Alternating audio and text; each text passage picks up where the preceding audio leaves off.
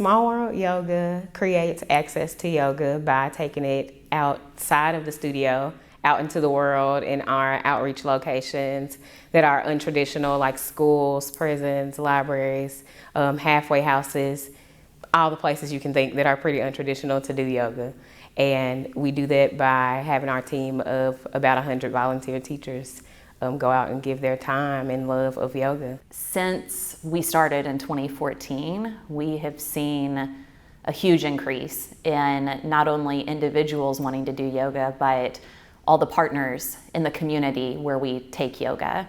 When we started 10 years ago, almost 10 years ago, we were reaching out to locations. And right now, in May of 2023, we're on a wait list because of the increased demand in locations wanting to have yoga. The pandemic happened. Now that we're 3 years into that, there's been a refocus on balance for the individual, and that's really translated well for us into schools that want to offer yoga as programming, or even workplaces seeing someone as a whole human and their mental and physical well-being really impacting their day-to-day productivity and work life too. We have about 70 outreach locations right now, and a bunch of those are schools, which we'll be wrapping up, and we will be back at all those schools except one school, which I've reached out to all of those. We're at about maybe 15 libraries. We even have like classes for like the little bitties, Schrader and Benton Lane. They are like under pre-K age. So if you can imagine teaching like 2 and 3 year olds yoga, it's amazing. Room in the Inn, we serve, and it's a virtual class, and it will be going in person again this year, which is amazing to be back in person. So I think it makes a big difference from being virtual teaching and just having that in-person connection and being able to see and be with your students. So. The importance of Small World Yoga is, I think what we do is really twofold. We take yoga into the community, and that's so important because not only are we going into locations and offering a service, but we're saying that you matter and your health matters.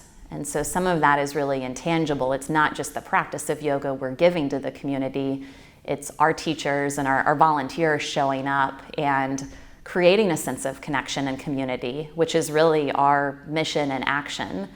And that's one thing that I love about a yoga practice, that it's time spent on you with the breath and physically moving, but it's also this greater sense of being in an activity and getting connected to those that are around you. And I think that that's one of the most important pieces of why we do what we do. And I kind of consider it the special magic piece that brings people back because they feel connected to others and they want to continue what they're doing.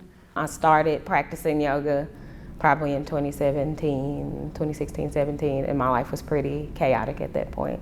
And it helped bring a lot of peace to me and clarity of like how I should move from where I was. In my first group yoga class was with Small World Yoga at Mill Ridge Park. And full circle story, I now teach at Mill Ridge Park. And really full circle, now I'm a part of the leadership team here.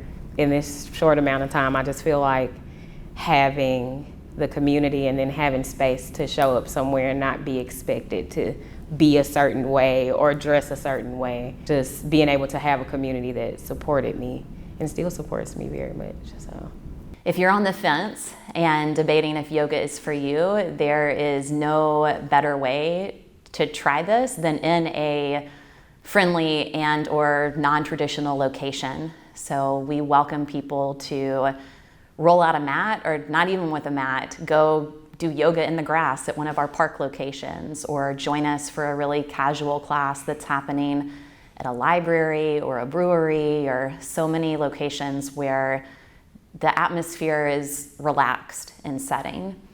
Likewise, our studio is accessible because it's donation-based, and we offer a variety of classes here.